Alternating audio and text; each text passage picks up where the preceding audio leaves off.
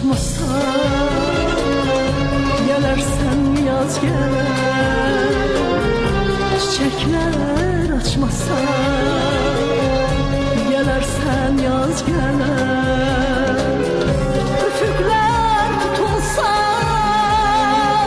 gülersen göy göler. Qəzəblə qışqırsan, ulduzlar tökülər. Bir xumar baxışlar, saadət bağışlar. Bir xumar baxışlar, saadət bağışlar. Yenə gəldin sən, baxıb güldün sən.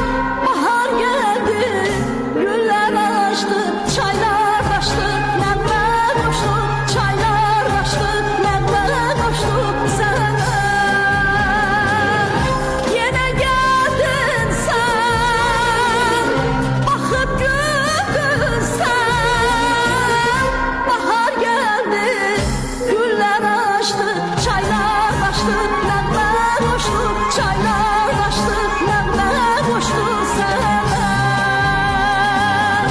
Bir xumar baxışlar, saadət bağışlar.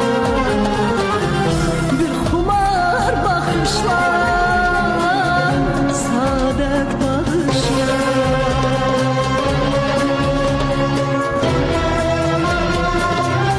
Kənara baxırsan, gözümdə od yanır. Kənara baxırsan, gözümdə od yanır. Üzümə baxırsan,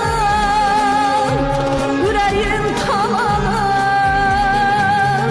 Bu aləm başıma dolanır, dolanır. Bir xumar baxışlar, saadət bağışlar. Bir xumar baxışlar, saadət bağışlar. Yenə gəldin sən, baxıb güldün sən. Bahar gəldi, güllər açdı, çaylar açdı, nəğmə qoşdu. Çaylar açdı, nəğmə qoşdu sənə. Yenə gəldin sən, baxıb güldün sən. Bahar gəldi, güllər açdı, çaylar açdı, nəğmə qoşdu. Çaylar açdı, nəğmə qoşdu sənə. Bir xumar baxışlar,